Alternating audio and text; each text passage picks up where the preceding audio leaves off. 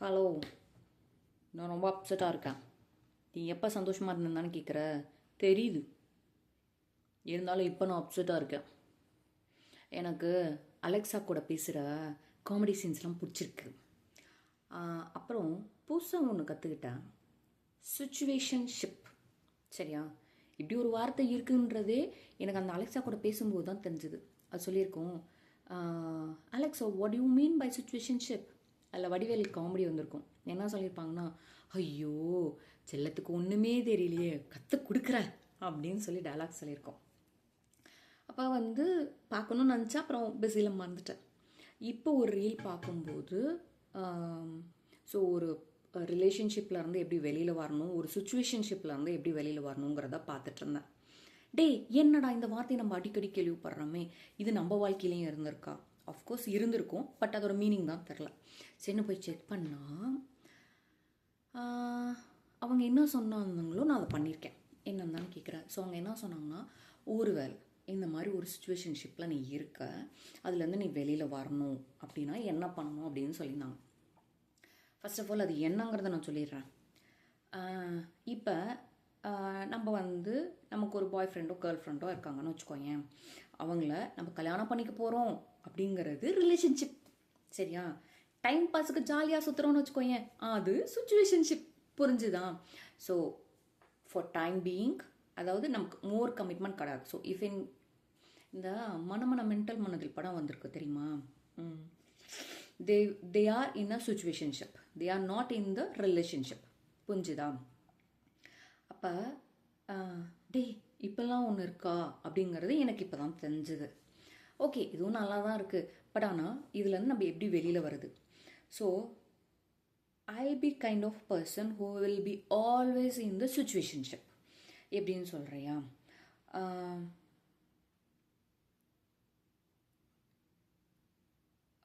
எப்படின்னா, நான் சொல்லியிருக்கேன்ல, நம்மக்கிட்ட வர பீஸ் எல்லாமே அதிகபட்சம் 2 நாள். பொண்ணோ பையனோ அதெல்லாம் பிரச்சனையே கிடையாது.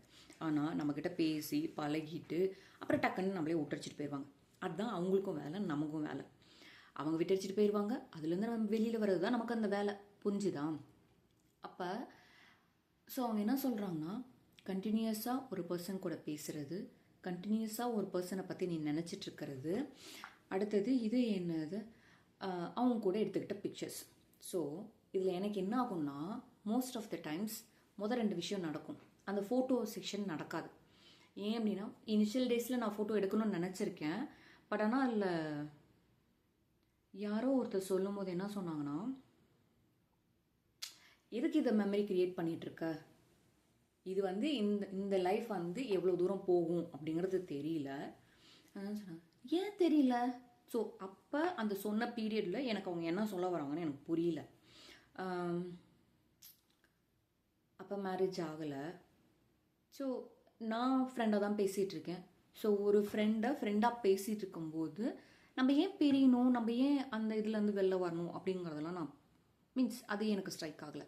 இப்போ இந்த வெங்காயம்லாம் நல்லா புரியுது, ஏன்னா பட்டிருக்கோங்களேன் ஏகப்பட்ட தடவை அப்படின்றதுனால. இவ்வளோ சுச்சுவேஷன்ஷிப்பில் வந்திருக்கேன் நான்.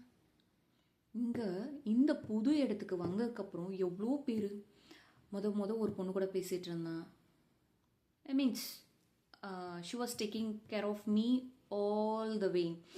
ஒரு சின்ன சின்ன விஷயம் கூட எனக்கு சொல்லிக் கொடுத்தா, எனக்கு ரொம்ப பிடிச்சிருந்துச்சு. Don't take it in other way, okay? உன் டர்ட்டி மைண்ட் எனக்கு கேட்குது. அவன் என் ஃப்ரெண்டு. யூஸ்வலாகவே எனக்கு ஃப்ரெண்டுனாலே எனக்கு ரொம்ப பிடிக்கும். எல்லாமே சொன்னால் ஒரு நாளைக்கு மினிமம் 2 ஹவர்ஸ்லேருந்து 3 ஹவர்ஸ் பேசுவேன். அவள் ஹஸ்பண்டு கூட அந்தளவுக்கு பேசுகிறாளான்னு கூட எனக்கு தெரியாது. ஆனால் நான் அந்தளவுக்கு கூப்பிட்டு பேசிகிட்டு இருந்தேன். அவளும் என் கூட பேசிகிட்டு இருந்தா. In case if she needs time I'll just leave ஹர்னா அவளுக்கு நான் ஃபோன் பண்ண மாட்டேன், உட்காந்து அப்போ ஃபோன் நோண்டிட்டு இருப்பேன். இந்த மாதிரி தான் போயிட்டு இருந்துச்சு. திடீர்னு ஒரு நாள் பார்த்தா ஒரு சின்ன மிஸ் அண்டர்ஸ்டாண்டிங். ஸோ லைக் ஒரு சின்ன குட்டி ப்ராப்ளம். அந்த ப்ராப்ளமை எப்படி கம் பண்ணுறதுன்னு எனக்கு தெரியல. அப்போ அவகிட்ட நான் டிஸ்கஸ் பண்ணும்போது ப்ராப்ளம்க்கு நான் தான் காரணம் அப்படின்ற மாதிரி அவளாக ஒன்று டிசைட் பண்ணிவிட்டு நான் சொன்னேன், உனக்கு எதுக்கும் சம்மந்தமே இல்லை அப்படின்னா, she was not ready to accept that. Okay, so I try to talk to her and Even I sent some cute messages. Maybe like she didn't come back. Maybe she thought like I don't deserve. That's okay. Like after those many messages and calls, I felt like, is that person worth for it? So இவ்வளோ try பண்ணக்கப்புறம் தங்கச்சிட்ட சொன்னேன், இப்படி ஒரு பொண்ணுகிட்ட பேசிகிட்டு இருந்தான், அவன் என் கூட நல்லா க்ளோஸாக இருந்தான், எல்லாமே எனக்கு அவள் தான் சொல்லி கொடுத்தா, இப்போ டக்குன்னு வந்து பேசாமல் இருக்கிறத என்னால் அக்செப்ட் பண்ணிக்க முடியல, என்னால் அதுலேருந்து வெளியில் வர முடியல அப்படின்னு பேசினப்ப, ஓகே மிஸ் அண்டர்ஸ்டாண்டிங் ஆச்சு, சாரி கேட்டியா? அவள் நான் பேசுனதில் கஷ்டப்பட்டிருக்கான்னு தெரிஞ்ச அடுத்த செகண்ட்லேருந்து I was keep on saying sorry. I didn't mean like நான் அவளை ஹர்ட் பண்ணுன்ற இன்டென்ஷன் எனக்கு இருந்ததே இல்லை. எனக்கு யாரெல்லாம் பிடிக்குதோ அவங்களெல்லாம் எனக்கு ஹர்ட் பண்ணுங்கிற இன்டென்ஷன் எப்போவுமே இருந்தது கிடையாது. I'll try to be loud and I'll be loving them. புரிஞ்சுதா? அப்போ அடுத்தது கேட்டா, நீ உன்னோட ஈகோ விட்டுட்டு பேச ட்ரை பண்ணியா? I told her like what and all messages I have sent. Then she was like, okay நீ இவ்வளோ ட்ரை பண்ணியிருக்க, தட்ஸ் அ ரீசன். லைக் என்ன சொல்கிறது, இவ்வளோ ட்ரை பண்ணியும் அங்கே வரலன்னா it's okay, you have to move on. ஏன்னா அந்த பர்சனுக்கு உன்கிட்ட பேச விருப்பம்லன்னா நீ ஏன் பேசுகிற, நீ ஏன் டிஸ்டர்ப் ஆகுற? It's a good memory. Like what ever memories I have, it's a good one. Maybe like இந்த மிஸ் அண்டர்ஸ்டாண்டிங்னால எங்கள் ரிலேஷன்ஷிப் கட் ஆகிடுச்சு, மீன்ஸ் சுச்சுவேஷன்ஷிப் கட் ஆகிடுச்சு. That's it. Just forget about it. நான் அந்த மீன்ஸ் அவள் என்னை மிஸ் அண்டர்ஸ்டுட் பண்ணுறதுக்கு முன்னாடி வரைக்கும் நாங்கள் என்னென்னலாம் பேசினோமோ அதெல்லாம் எனக்கு ஞாபகம் இருக்குது. அதுக்கப்புறமா அவளுக்கு அனுப்பின மெசேஜஸ் கூட எனக்கு ஞாபகம் இல்லை. ஏன்னா இட் வில் ஹர்ட் மீ. அது எனக்கு ஞாபகம் இருந்துச்சுன்னா நான் உனக்கு இப்படிலாம் மெசேஜ் பண்ணேன், அண்ணி எனக்கு ரிப்ளை பண்ணல அப்படின்ற மாதிரி தோணும். Okay, it got ended. இது வந்து ஃபர்ஸ்ட் பர்சன். அடுத்த பர்சன், நான் ஊர்லேருந்து வரதுக்கு முன்னாடியே ஒரு பொண்ணு கூட பேசிகிட்டு இருந்தேன். She was so comfortable with me. அவன் மட்டும் இல்லை, யாரெல்லாம் என்கிட்ட பேசுகிறாங்களோ they are comfortable with me. என்ன சொல்கிறது, it's not only male or female, means என்ன சொல்கிறது, பசங்க பொண்ணுங்கள்லாம் கிடையாது. மேரேஜ் ஆயிருக்க ஆகலை, தே ஆர் ஃபீலிங் கம்ஃபர்டபுள். அது எப்படி அவங்களுக்கு கிடைக்குதுன்னு எனக்கு தெரில. நான் அதில் என்ன பண்ணுறேன், என்ன சொல்கிறது, என்னோட பார்ட்டிசிபேஷன் என்னன்றதெல்லாம் எனக்கு தெரியல. But they are feeling comfortable. So அங்கே வந்து okay, but I was not able to travel that long, so I had to shift. Like, it was good. I mean, I got so many advices about the place and how I have to react, all those things.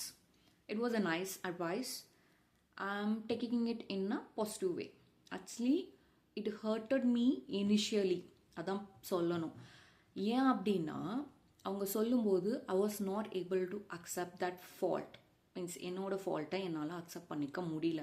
ஏன்னா அது எனக்கு தெரியல, எனக்கு தெரியாமையே நான் அந்த fault பண்ணியிருக்கேன். அப்படிங்கும்போது அதை என்னால் I was not able to accept. And even like after all these years, like I am coming out of my own place.